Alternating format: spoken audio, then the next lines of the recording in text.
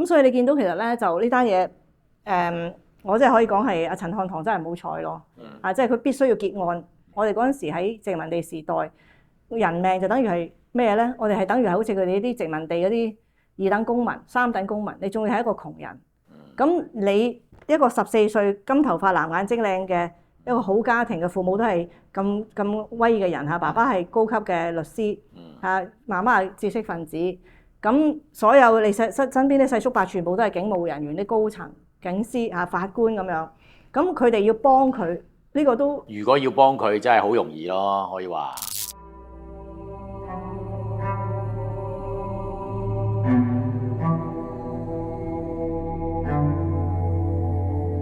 翁靜晶危險人物2.0。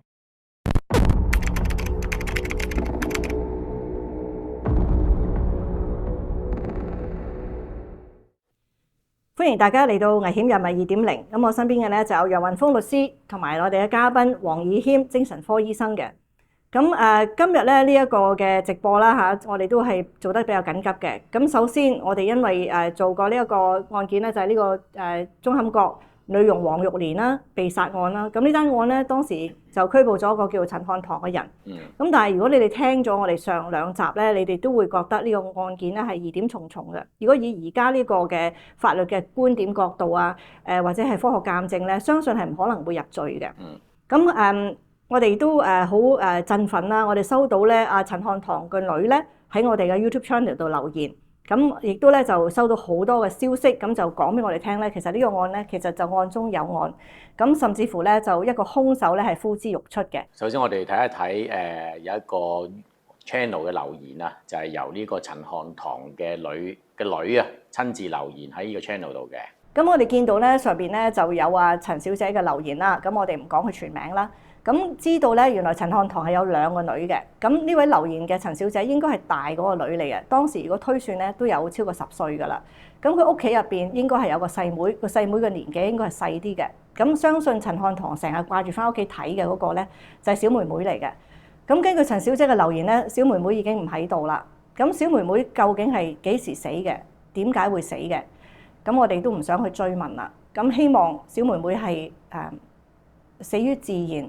亦都希望當時可能係一個重要證人嘅呢個小妹妹，佢嘅死係同呢個案冇關啦。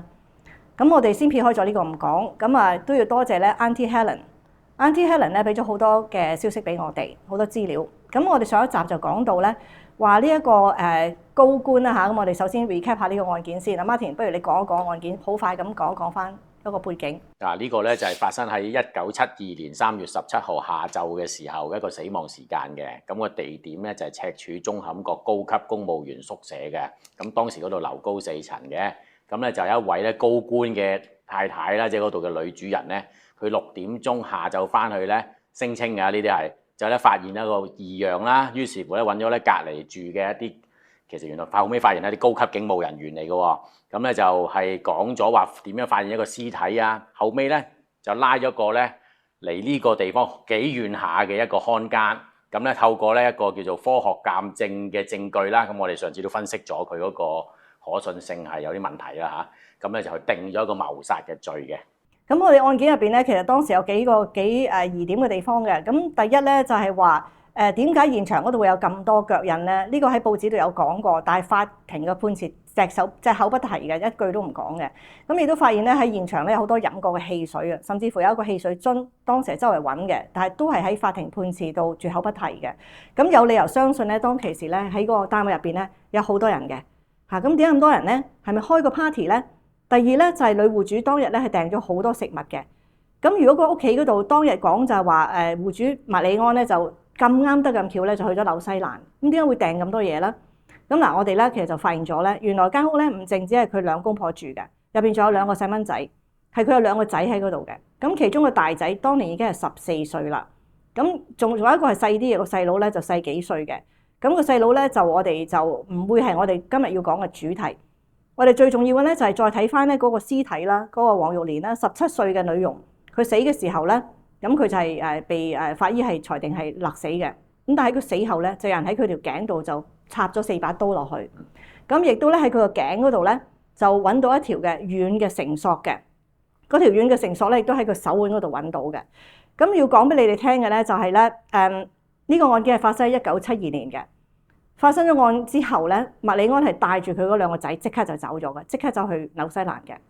咁到咗1978年嘅時候，佢個大仔係出咗一本詩集，嗰本詩集個名係叫做《柔軟的繩索》。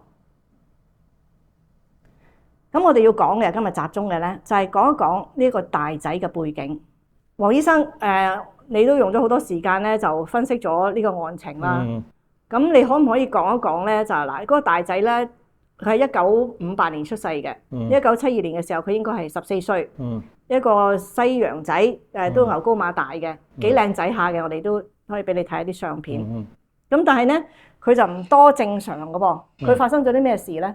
據資料所知咧，嗰位朋友大概9歲嗰陣時咧就涉入一個嚴重交通意外嘅。咁佢嗰陣時就坐咗喺個車嘅前座啦，佢媽媽係司機，咁佢嗰陣時喺紐西蘭啦，咁個車突然之間咧就撞咗個電燈柱。咁就因為咁就唔使跌落咗個山谷嗰度，咁即係佢冇戴安全帶咧，咁成個人就向前飛，就撞到嗰個擋風玻璃，就好在個標板擋住佢，唔係成個人就飛咗出去噶啦。咁但係因為咁咧，其實嗰個撞擊力好大嘅，引致嗰個頭嘅前額咧就應該係有個創傷嘅。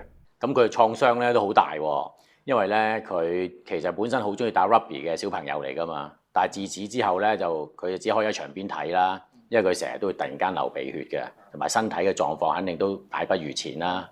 咁啊嗰陣時佢嘅成長一定係好大影響啦。呢個意外啊，好啦，咁我哋又分析一下啦。嗱，佢咧就係一個撞親個頭嘅意外嘅，嗰陣時係9歲。咁而揸車嘅人咧就係佢媽媽。咁呢度咧我哋講到媽媽咧，我哋補充翻一樣嘢啦。因為咧我哋之前嗰2集咧，我哋就講個女戶主咧叫做 Erica 嘅。咁其實咧 Erica 並唔係當時喺案發現場嘅嗰位麥太嚟嘅。原來當其時咧，麥理安個老婆叫做 Pauline。咁呢個 Pauline 咧，後來咧就翻去紐西蘭咧，就係做言語治療師。咁應該都係同佢個仔嗰個情況咧係相關。佢就學呢個言語治療，因為佢個仔咧，即係頭先講嗰個 Andrew 咧撞親個頭嗰個咧，跟住落嚟都係一路有好多事發生嘅。咁佢亦都咧就有教啲小朋友咧就藝術嘅呢個 Pauline。咁 Pauline 咧就同阿麥理安咧翻咗去紐西蘭之後咧，冇幾耐就離婚啦。咁到80年代嘅時候咧，佢個第2個老婆 Erica 咧係即係做律師嗰位啦，咁先至喺香港認識佢嘅。咁所以咧 Erica 係佢第2個婚姻。咁而 Pauline 咧同阿麥理安離咗婚之後咧，佢亦都同另外一位嘅C 字頭嘅一個外國人咧係軍人嚟嘅，就結咗婚。咁佢哋亦都生咗一個女。咁而呢一個麥理安佢娶咗個新老婆咧，又係生咗一個女嘅。咁即係話咧 Pauline 同埋麥理安咧只係得2個仔嘅。案發嘅時候，呢2個仔，一個叫 Andrew， 一個我哋唔講佢個名，佢哋2個都係單位入邊嘅。出咗事之後，麥理安就即刻就帶呢2個小朋友走咗啦。咁啊 Pauline 咧，可能真係呢個交通意外，我哋都想象到佢好內疚啦。咁對於呢個大仔咧 Andrew 咧，咁佢就都照顧到佢去臨尾嘅，就係咧2017年過世咧嗰陣時咧，佢都一路照顧呢個仔嘅。咁呢個仔咧，其實佢亦都係真係冇乜工作嘅。或者佢都有工作嘅，佢唯一嘅工作咧就係一個詩人啦嚇。其實咧講真，佢係冇工作嘅，佢未賺過錢嘅，亦都冇老婆嘅。咁咧就一生就係渴望得到女人嘅愛。咁咧就好想對女人，即係佢其實有一個嘅網站咧係由佢家人幫佢設立嘅。咁呢個網站嘅連結咧，咁我哋可以俾你哋自己睇。咁入邊係有講到咧，佢活到2020年嘅時候咧，即係佢1958年出生，2020年都有差唔多62歲啦，都係對女人充滿好奇嘅咁樣。咁嗱，我哋要知道啦。咁當時咧，黃玉蓮呢個女工人咧喺佢哋屋企嘅時候得17歲，而呢個 Andrew 咧係14歲，佢哋嘅年紀係差唔多嘅。咁而 Andrew 一路都希望得到異性嘅垂青，好想女人俾注意力俾佢嘅。咁而你睇到個案發現場啦，咁我哋一陣就會分析一下，究竟 Andrew 會唔會係我哋想揾嘅嗰個人啦？咁嗱，佢據我哋資料所講啦，佢年青嘅時間咧，大概10零歲嗰陣時，好似17歲到啦，佢有另一個嚴重嘅交通意外喎。嗰陣時咧就係一個車禍啦。咁佢就因為咁咧就引致佢個腦有創傷。嗰次就大件事添，佢就直情係昏迷咗一段長嘅時間。咁昏迷咗完咗之後咧，佢都一段時間先至能夠康復到。嗱，就係康復翻之後咧，佢都好多問題。佢個記憶亦有問題啦。佢啲手腳協調有問題啦，同埋佢雙腳應該行唔到嘅。咁長時間其實佢都要應該揾其他方法代步嘅。即係其實咧，個天咧就想收佢幾次㗎啦。第一次咧就係9歲嘅時候，咁就係一個即係發生喺Wellington 嘅一個紐西蘭一個意外啦，就個媽揸車嘅。咁佢哋跟住出咗呢個黃玉蓮謀殺案之後咧，佢爸爸即刻帶咗佢翻咗去紐西蘭啦。咁啊跟住咧去到之後冇幾耐咧，佢又發生意外啦。即係頭先黃醫生所講咧，就仲更加嚴重啲，就撞到咧要昏迷咗一段長時間，跟住就唔行得嘅。咁佢起先咧係用拐杖，後來咧就係用嗰啲輪椅車嘅。咁咧就一生咧都其實就過得唔好嘅，都係喺嗰啲佢媽就一路照顧佢啦，照顧到 Pauline 2017年死嘅時候咧，就佢冇人照顧啦。咁啊跟住落嚟嗰幾年咧，就係住喺啲護老院嗰度嘅咧，就喺個護老院嗰度終老嘅，即係都個下場唔好嘅，即係個下場係非常之唔好嘅。佢一生都係唔係即係過得咁順嘅。咁好啦，咁我哋點樣推斷咧？呢個案件我哋要留意幾樣嘢啦。咁第一咧就係話咧，案發現場好多腳印嘅。咁應該係唔止一個人嘅，咁會唔會咧係一班西洋嘅小朋友，一班西洋嘅後生仔喺嗰度玩咧？咁而咧呢個Andrew 咧後來寫一本書叫做《柔軟的繩索》The Soft Splice， 嗰條柔軟嘅繩索就係綁喺嗰條頸嗰度嘅。咁一陣間黃醫生咧就會幫我哋分析佢寫嗰啲詩啊，即係入邊有講啲乜嘢古怪嘢。咁佢嗰本詩集咧就係將佢細個嗰陣時所有嘅詩咧就集合埋一齊嘅。咁啊咁啱係叫做柔軟的繩索嚇。咁會唔會係呢班細路哥玩嘅時候，或者佢係好想得到呢個女仔嘅愛而得唔到，就跟住咧就勒佢條頸，勒死咗之後冇辦法啦，想去即係遮蓋個現場啦。嗱，你見到佢哋嗰啲刀啊，嗰4把刀啊嗰啲嘢咧，呢啲都係一啲後生細蚊仔做壞事做咗闖咗禍之後，唔知點去收科嘅時候咧，先至會做嘅嘢嚟嘅，就想做一個假局出嚟。咁如果係話默生默太係為咗保護自己個仔。而一班嘅洋人見到一個14歲前途無可限量嘅小朋友，大家都好願意去幫佢，咁所以必須係要揾阿陳漢堂出嚟。因為如果陳漢堂唔定罪嘅話，你揾唔到真正嘅兇手嘅話，咁 Andrew 永遠都甩唔到身嘅喎。咁啊，黃醫生，我哋咧就手上邊咧就有一個Andrew 寫嘅嗰啲詩啦。咁當然佢呢個詩集咧就係佢家人幫佢抽樣擺上去嘅，但係走唔甩嘅咧就係嗰個詩集個名《柔軟的繩索》。咁假使間有個人佢真係做咗啲咁樣嘅嘢，咁點解會用一個咁嘅名同呢個案件咁有相關嘅？點解會唔係應該去掩蓋呢件事咩？點解要用呢個題目咧？其實好多解釋嘅，咁其中一個就係嗰位人士佢揮之不去咯，呢個諗法啊，呢樣嘢佢個心裏邊有陰影，不停咁纏繞住佢，可能佢用翻個詩嚟表達翻自己咯，呢個係一個解釋啊。咁你睇見佢啲詩咧，就我見到咧，佢有一個詩咧，就係專門係講性啊同埋關係啊。咧其實咧佢都有好多好特別嘅嘢嘅。咁啊嗱，除咗佢啲詩，你會見到佢講性同埋關係咧，即係我哋會研究個詩啦。咁佢其實咧同佢個細佬咧，仲有好多嗰啲咧，佢哋自己自創嗰啲密碼嘅。即係嗱，譬如咧，佢哋有幾多嘢嘅就係嗱，我哋快啲撇啦。咁佢哋咧就會有一個特別嘅名叫做 Shigal Isha。咁係佢哋兩個識聽嘅，呢啲唔係語言嚟嘅。咁佢就講呢句 Shigal Isha 就快啲撇啦咁樣。呢個就係佢哋兩個共同語言。咁佢又會有 Tikas 咧就係黑人憎衰嘢 ，Lap 唔好嘈 ，Lap。跟住咧就有 Prota 我哋喐手啦。嗱呢啲咧全部咧佢哋創出嚟嘅語言咧，就喺佢呢一個嘅網站上面咧係有講嘅。咁全部都係一啲曳嘢嚟嘅嚇，快啲撇啊，唔好嘈啊。好黑人憎啊！我哋喐手啊！咁仲有錢咧 ，dosh 係錢。咁即係呢個人其實都即係幾古怪嘅，即係可以係咁講。咁嗱，佢嗰啲詩集咧，其中咧關於咧就係嗰個性同關係嗰個咧，嗰首詩可唔可以分析一下？不如我嗱好簡單講一講嗱，我睇呢啲詩用啲咩方法睇一睇先，好嘛？即係唔係淨係我睇，咁我就俾個意見咁咯嚇。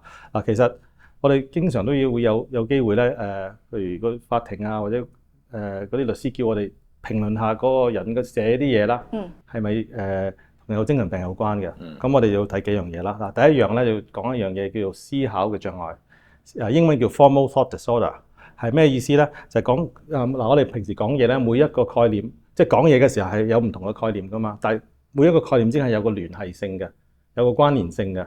咁如果係有患咗嚴重精神病患嘅人咧，其實呢個關聯性就冇咗嘅。佢會講一樣嘢，然後跳另一樣完全冇拉更嘅嘢，然後跳第三樣嘢。咁就佢唔係明顯，即係佢唔係刻意咁去轉換話題嘅。你覺得佢個腦根本亂晒嘅，講一樣、第二樣、第三樣咁跳嚟跳去，咁就佢個解釋就叫個支離破碎咯嚇。咁就你根本睇唔到個構造喺邊啊。咁呢個第一個我哋要睇嘅啦。第二樣嘢咧，佢哋會講創一啲新嘅詞語嘅。叫 neologism 咯嚇，即係佢講樣嘢完全同嗰樣嘢係冇拉更嘅，都唔知點解要講用呢個名詞嚟代表嗰樣嘢嘅。咁翁律師頭先講嗰紮咧，其實都可以係啲咁嘅新詞。咁第三樣就，如果你知道咗嗱，其實另一樣嘢要可以睇佢寫啲嘢係咪可唔可以知道個人嘅心態咧？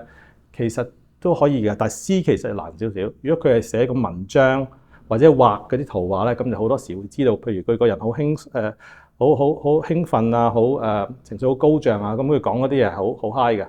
佢寫啲嘢會跳嚟跳去，同埋佢可能佢一句裏邊好多啲唔同嘅概念嘅，因為佢嗰啲思想實在太快，太過高漲。咁如果個人好唔開心嘅話，佢講啲嘢會好灰啦。第一，第二佢寫可能佢啲每一句好短啊，每一個概念講好耐都講唔到出嚟啊咁樣。咁有呢啲咁嘅情況可以睇。咁就係我哋用呢啲方法嚟分析咯嚇。咁至於嗰啲詩咧，嗱其實都係一個參考嘅啫。就我就覺得冇一首詩係完全一擊即中就話佢有嘢嘅。咁嗱，可以睇下邊首啦。嗱，第一首咧就係一個叫 Today I Will Say。咁嗰個就可能有少少同嗰個案件有啲關聯，但係係咪啊？嗱 ，Today I Will Say 嘛，係喺度。你哋睇一睇。哇！我睇到嗰個字啦，罪案啊 ，and put on a treacherous crime。哇，OK， 我哋不如讀幾句啦，好嘛？即係我哋簡單概念啦，好唔好？嗱。佢呢度寫佢會 I think I will act and put on a treacherous crime， 即係佢會佢覺得佢會做壞做一個好邪惡的罪行。好邪惡嘅罪行。佢話今天我會行動，我今天會進行一個邪惡的罪行。講咗好多唔同嘅情景佢會做啦。咁就因為咁咧咁 soon I will give the life that I earn。咁樣我先至會俾到一個我應得我賺翻嚟嘅生命。佢係咁講，佢話我會捉一個鯨魚。呢一個係非常之 style 係咩咧？臭啊！臭啊，係咯，臭啊！咁咧就一個好臭嘅鯨魚，就斬甩佢條尾。然後就咁你睇下，我知道我咧可能就唔成功嘅，幫下手啦。Munch crunch 食啊，去crunch 係又係壓碎嘅意思咯。咁呢個佢就喺案發之前，有1967年寫嘅理論上，即係佢仲有細個嘅。嗰陣時佢都有咁嘅諗法，但係呢個我自己個人覺得咧，就唔可以話睇一個公司就覺得佢個人嘅心態係點嘅。但係至少就覺得佢都諗啲嘢都係，即係佢就唔係一個好平和善嘅人咯。就我最多係咁講嘅啫，就唔係用翻頭先嗰啲準則。好細個喎，係咯，佢其實第一本嘅詩集咧，應該係8、9歲嘅時候就已經係寫到呢啲詩出嚟㗎啦。係咯。咁但係跟住好不幸就喺9歲嘅時候就嚴重嘅交通意外啦，令到佢個頭係撞親啦。咁佢一生都係有精神問題嘅。係啊。咁一生都有精神問題。咁當然佢後期嘅時候又再有意外，更加嚴重到連腳都唔行得咯。但係就不嬲都唔正常嘅。咁佢不嬲都係對女性係充滿咗好奇嘅，咁樣都冇得到女性嘅愛嘅。咁如果嚴重嘅嗱，我哋已知嘅就係佢有嚴重嘅交通意外冚親個頭啦。就算係細個小朋友嗰陣時都有啦。咁我哋好多時有呢啲情況，佢有咩症狀咧？個人就會初期會頭暈啦，會成日作嘔啦。咁呢個係初期啦，但後期可能佢另一個同案件可能有關，就係個人好容易發脾氣啦。好小事就會發大脾氣啊，小事唔如意啊，或者佢要嗰樣嘢唔得，佢就即刻爆嘅。咁就嗰啲人可能心裏邊即係好猛啊，好容易有啲負面嘅嘢，即係好嬲啊啲咁。咁我呢個係一個推斷啦，當然唔可以肯定啦。咁呢首詩好似係見到佢嬲嘅喎，係有呢個感覺啦，就係可以咁講。同埋佢爆喎，臨尾係感嘆好嘅喎，不停佢首詩係有呢個感覺啦，當然就係淨可以咁講啦。咁仲有冇見到啲咩啊？呢個第一樣啦咁頭先有啲新詞翁律師已經講咗好多個啦，我唔使重複啦。我哋快啲撇啊！我唔中意錢啊嗰啲嘢咯。嗰啲就冇乜拉楞嘅，但係都作啲咁嘅字出嚟係咪？呢個又係一樣啦。另一樣啦，另一首詩咧就係叫做The People's Republic of Lavin。呢個其實就係睇完之後啦，呢個就係我又唔可以話佢話好唔正常，我又冇乜文學修養嘅，坦白講咁我又未必識得欣賞佢嘅詩。但係我就係其中一個例子咧，佢好多概念跳嚟跳去，都唔係一個統一嘅概念嘅，我都唔知佢想講啲乜睇完咁我淨係咁講啫嚇。咁或者大家分析下我講嘅有冇錯嚇？嗱，佢初就話喺 Laveen 應該係紐西蘭一個地方啦嚇。咁就有一個革命係咪？有個 social revolution 社會革命，社會嘅革命啦。咁就即係佢話佢就冇人被佢和平嘅革命嚇，咁咧就冇啲乜嘢嘅迫害嘅。咁啲鋪頭有好多嘢賣嘅，人係有自己嘅自由嘅。即係冇嘢唔妥啦，冇俾人冇 position。咁就突然之間跳咗另一個概念，就係civil defence Boy Scouts。咁嗰啲句子又唔係話好連貫啦嚇。即係本來講到咁和平啦，跟住又公民革命啦，又公民反抗啦。咁點解咧？佢又冇講啦。咁然後就係 stimulating Chamber of Commerce、political party sales， 我都唔係好知你講乜咯。係呢個係跳得好犀利啦。跳嚟跳去咯，咁就陣間就完全係九唔搭八啦。就少少係咁咯，係我諗我只可以咁講咯嚇。咁啊，呢個其中一個其實睇好多首詩都係咁。呢個應該係案發之後3年㗎喎，1975年嘞喎，仲更加冇系統啦。咁我即係揾到嗱，有其他例子咧，都係咁嘅。咁就唔可以話淨係睇一首詩就話佢有事啦，我覺得嚇。咁佢呢度咧就係咁講嘅，咁咧就話對於一個女人咧，最好嘅方法可以去令到你個鼻唔好塞咧，就係做愛，好容易嘅啫。嗱，唔係淨係關於嗰啲鼻哥嘅肌肉啊，我哋只要大力壓落去，壓到咧春天嗰個夜晚都去咗啦，就夏天就會嚟啦。嗱，咁呢個咧就跟住咧佢就話啦，俾多啲壓力落去，俾啲壓力落去，等佢去忍受。咁你跟住咧就會覺得非常之有快感噶啦。咁好啦，呢一個咧其實我就覺得有啲詭異嘅，因為你知道咧，其實死者嗰個頸咧就係俾人哋咁樣壓落去嘅，壓落去直至到佢個鼻哥係冇咗呼吸嘅。佢係俾人用咗極大嘅力咧去壓嘅。咁而嗰陣時法醫亦都有講咧，雖然佢嗰個頸嗰度咧係有一個柔軟的繩索啊，但係嗰個柔軟的繩索並冇殺死佢嘅。致命係窒息啊嘛，係致命係嗰條骨啊，佢入邊嗰個軟骨，嗰個軟骨係壓咗落去嘅。咁所以我覺得佢呢一個咧就係擺喺佢嗰個關係與性關係 sexuality，on relationship and sexuality for a lady and a man。咁佢呢度咧就係有好多咁樣嘅嘢，我覺得就如果你將件事，尤其是佢嗰個名嗰本詩集叫做柔軟的繩索，而嗰個繩索係喺死者身上邊咧，我覺得就有啲 disturbing 啦，有啲不安咯，令人。繩索呢樣嘢咧，其實就唔係淨止喺1978年嗰個詩篇嗰度有嘅，咁佢其實都用好多嗰啲緊束啊、捆綁啊呢啲咁嘅嘢。佢好似仲呢陣時會喺嗰啲即係因為佢冇做嘢啦，咁佢屋企人都為咗要鼓勵佢啦，都幫佢安排好多嗰啲公開念詩啊嗰啲嘢嘅。有陣時咧就會叫埋有吉他啊、笛啊嗰啲伴奏，等佢讀個詩篇出嚟，等佢有啲生命嘅意義啦咁樣。咁好似1996年又有一個嘅喎。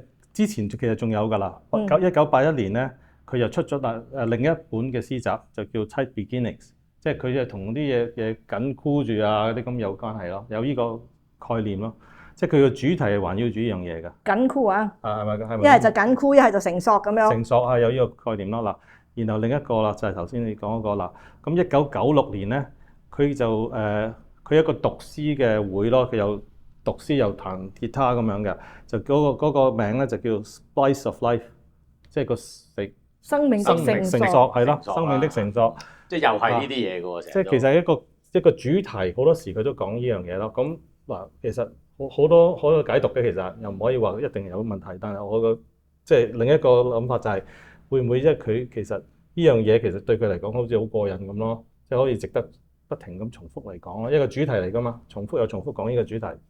因為其實聽見咧，即係我哋睇翻啲外國啲影片啊，我又唔係醫生啦，都係有好多人咧，即係會啲兇手啊，都會將佢殺人嘅過程咧去炫耀啊，即係甚至乎係將受害人嘅嗰啲物品啊攞嚟做戰利品啊咁樣。咁你睇見其實佢都好似好想俾人知。有呢個可能咯，因為尤其是佢呢樣嘢，佢完全係即係走甩咗嘛。如果係佢做嘅話，係咪？真係嗱，咁講就係。變咗佢有一個人。喺個心癮，成日都想，即係因為對於佢嚟講係一個 achievement 嚟嘅呢個係。如果係佢做嘅話，即係過咗骨好過癮喎，咁可能咁諗咯，係嘛？所以不經意會喺啲詩度流露翻呢啲嘢出嚟。即係唔係講佢啦？譬如有啲人偷嘢嘅話，佢偷咗一次，原來冇後果嘅喎，咁佢咪不停有個惡性循環，不停一有壓力就想偷嘢咯。咁類同係咁啫嘛。不過呢個就係另一樣嘢嚇。咁你見到啦，嗱呢個詩咧當然就唔係佢所有嘅作品啦。咁呢啲入邊有，譬如我哋而家見到最大嘅嗰個提示咧，就係嗰本書個名就叫做《柔軟的繩索》啦。咁但係佢究竟入邊有冇啲詩即係講翻嗰個繩索曾經用嚟點樣點樣即係有生命點樣流走？呢啲我哋睇唔到啦。咁我諗幫佢擺上去嘅人應該都知道咩事嘅。咁都唔會擺呢啲上去啦。咁樣。我淨係覺得睇咗啲詩咧，就唔可以話睇完啲詩就覺得佢有事，我唔應該咁講嚇。但係睇完啲詩就會感覺到佢係咪思想比較混亂一個人咧？咁雖然我就唔知係咪啦嚇，但係應該有呢個感覺咯。可以話佢文學修養好高，我唔識睇，但係亦都可以係佢撞車第二單交通意外就喺嗰個立邊嗰度。係啊，就係嗰度啊嘛，係啊。同嗰個詩咧就配合嘅，不過佢1975年喎，佢係咪嗰陣時有意外咧？因為佢好似住喺嗰頭㗎。都唔出奇㗎嗱，佢1972年嘅14歲，1975年嘅時候就已經大少少啦。咁佢應該可能17歲嘅時候又撞一次㗎嘛。係。咁就佢一生都冇工作㗎嘛，亦都冇得到女人嘅愛啊嘛。啲 relationship，即係佢入邊有講嘅，你睇個網站介紹咧，佢同啲女人嘅關係好短暫嘅，因為佢又係做咗啲咩嘢出嚟咧？嗰個寫嘅人咧就話：佢又做咗啲唔係幾好嘅嘢，搞到即係要打佢一下嘅，即係要打佢嘅。佢同啲女仔啲關係真係唔得嘅，咁即係佢係唔可能有一個持續嘅關係嘅。咁但係到佢咁嘅年紀，佢都係對女性充滿好奇嘅。咁所以你見到其實咧就呢單嘢我真係可以講係阿陳漢棠真係冇彩咯。即係佢必須要結案。咁點解亦都解釋咗？嗱，老實講，我又唔知點樣去做比喻。你話譬如如果係一個中國人咁計啦，去咗非洲咁計啦，咁你係非洲嘅大地主啦，你個仔咧就唔小心殺咗個黑奴，咁你係咪揾個人去頂咗佢咧？定係你揾個仔去抵咗呢個黑人嘅命咧？你呢啲咁嘅嘢，我哋嗰陣時喺殖民地時代，人命就等於係咩咧？我哋係等於係好似佢哋呢啲殖民地嗰啲二等公民、三等公民，你仲要係一個窮人。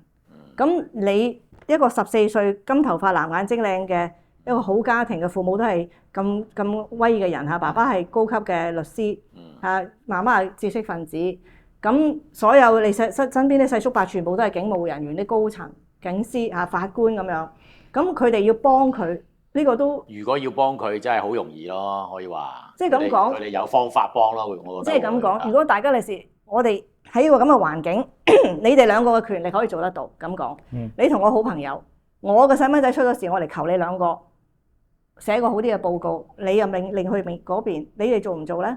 好容易做咗，我只會話。咪就係咯，好容易就會做咗。嗱，即係大家攤開個心嚟講，即係如果我哋自己啲仔女咁樣，即係做父母嘅，一定係撲出嚟點都去救個細蚊仔，係嘛？你點都會去噶啦。同埋你呢個洋人社會有個咁叻仔，18歲就識得寫詩嘅男仔，佢哋可能係玩大咗，整死咗個人，係嘛？咁點算咧？嗱，呢個我哋而家咁樣睇翻轉頭睇，你以父母嘅心去睇，同埋以公義嘅心去睇。當然你咁樣去揀咗個陳漢棠，又係真係好慘，你亦都毀咗人哋一個家庭，係嘛？咁但係其實佢有冇其他嘅做法咧？嗱，咁樣講又係殖民地嘅法律嘅衰嘢啦。其實咧，世界各地嘅法律咧，如果一個細蚊仔犯咗事咧，其實就好容易解決嘅，即係唔係話要去拉佢坐監嘅。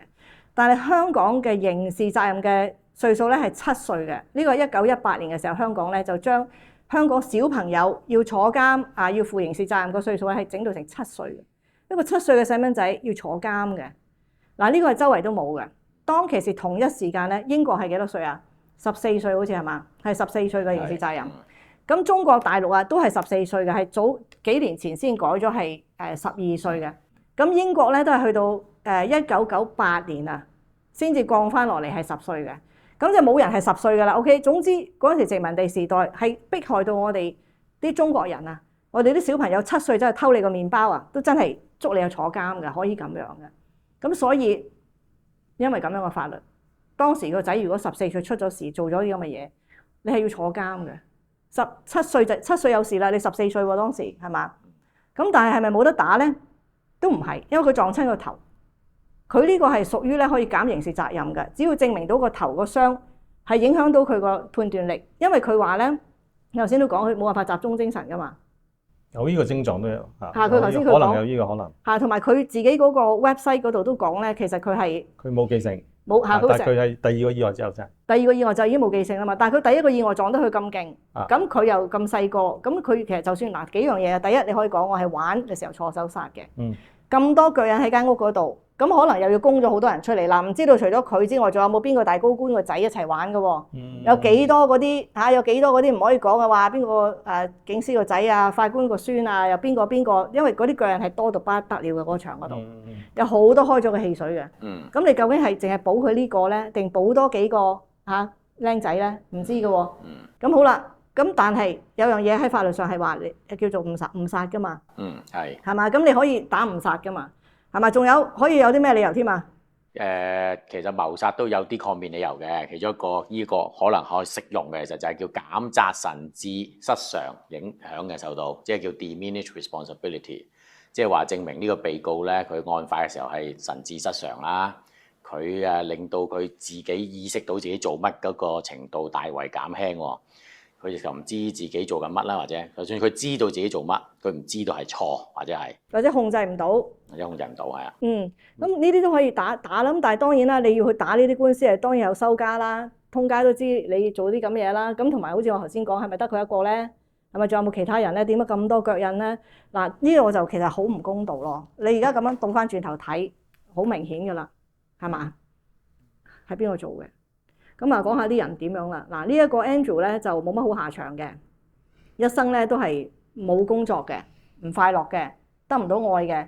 咁意外接二連三嘅，咁咧就多數時間都係要坐輪椅嘅。咁但係咧佢坐咗輪椅咧，都聽講話咧佢個輪椅嚟啊，大家都要好小心啊，因為佢橫衝直撞啊，都會即係蝦蝦霸霸嘅，攞住個拐杖都會攞嚟搏人嘅。即係你睇翻佢嗰個 website 入邊講嘅嘢。咁佢係一生都係受佢媽媽嘅照顧嘅。後來到個媽媽後期咧入咗老人院，佢就搬咗老人院附近嘅，就每一日咧都去探佢阿媽。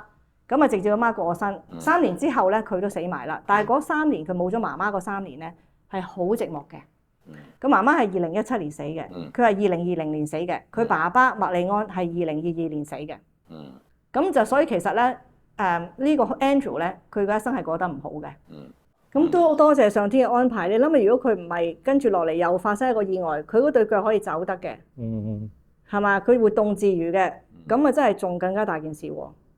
咁佢就唔會離開香港咯，可能。佢真係唔好翻嚟啦，睇見係嘛？即係佢都冇翻過嚟㗎啦。即係後邊嘅時候，佢喺1972年走咗之後咧，就喺紐西蘭嗰度寄宿嘅。咁好似有冇住喺學校就唔知，但係佢個媽媽又係住喺附近1個鐘頭路程入邊嘅，咁可能會接佢翻屋企嘅。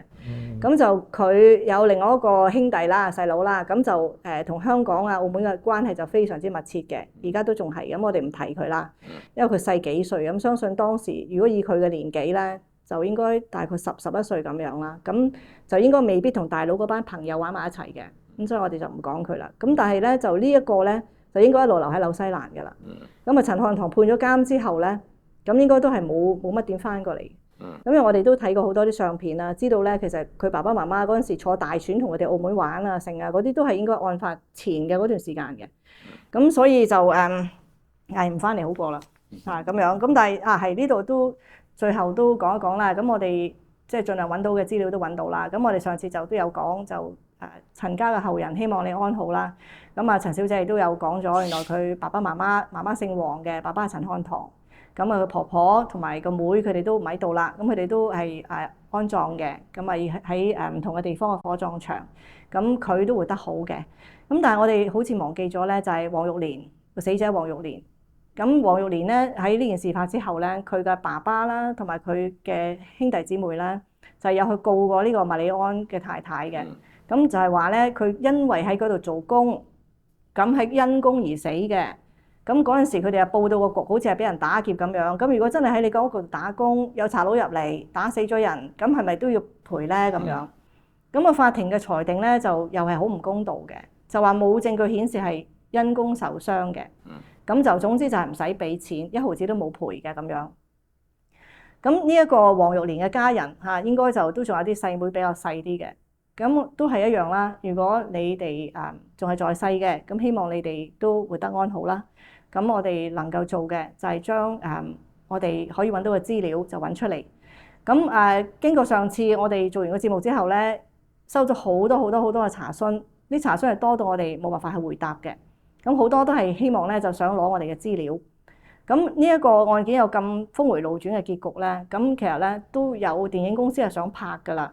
咁包括咧就劉師傅咧有2個御用嘅劇本家啦。第一個就倪匡啦，咁倪匡先生啦。第二個咧就係張麗玲小姐。